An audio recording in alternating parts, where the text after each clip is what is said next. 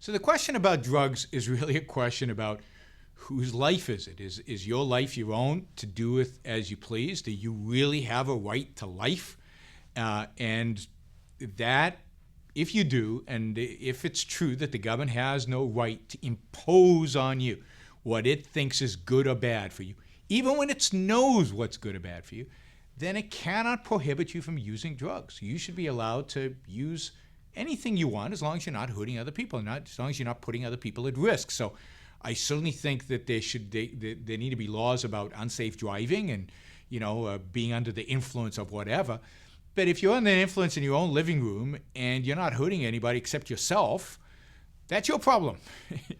So I think drugs absolutely should be legal, but let's expand this. I think all drugs should be legal, including those banned by the FDA. I think we should be able to make decisions about using health drugs that actually improve our health, and also drugs that make our health worse, potentially. But the government just has no role in this. And what would the consequence of this be?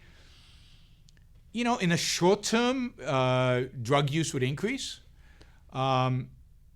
But so would the ability of people to get off of drugs. So one of the interesting things that happens if you legalize drugs, there's an incentive to create companies and build products that help people get off drugs. You notice how many products there are and how many systems there are to get off nicotine? So there are nicotine patches. Imagine if you had heroin patches, and I'm not being facetious. I'm serious. If somebody gets addicted on heroin, there's a market, right? So there'd be lots of ways to get off of drugs. There'd be lots of for-profit treatment facilities for people like that. So who got on drugs.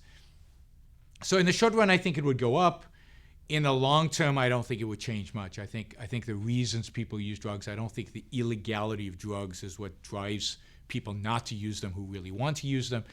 I think some people use them because they're illegal, but I don't think that's a huge number of people. So I think on balance, it's probably not going to change that much. But what you will see is a dramatic decline in crime. I mean, crime would plummet. I mean, think of all the crimes. Look at Mexico these days, but think of all the crimes that are the result of the drug trade, the result of it being a prohibition. I mean, haven't we learned?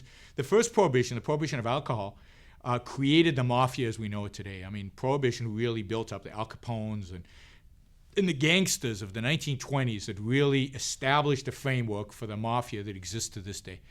And, when alcohol became legal, they were looking for other stuff that they could do that was illegal, but that there was demand for, and drugs were obvious. So they all entered the drug trade over time, and particularly in the last 20 or 30 years, and it's become more and more violent as the feds get more and more serious about the so-called war against drugs. I mean, how can you have a war against an inanimate object? I still don't know. So the war against drugs is incredibly destructive. It's destructive of human life. It's destructive of our liberties. And again, if people want to commit suicide, they have a right to commit suicide. If people want to destroy their health, they have a right to destroy their health.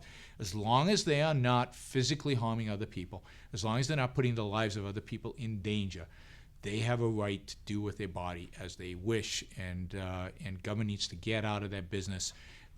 And we would live in a happier, better world with fewer people in jail and fewer people being arrested and a lot less crime on the streets, and maybe more of those people focused on pursuit of actual productive activities.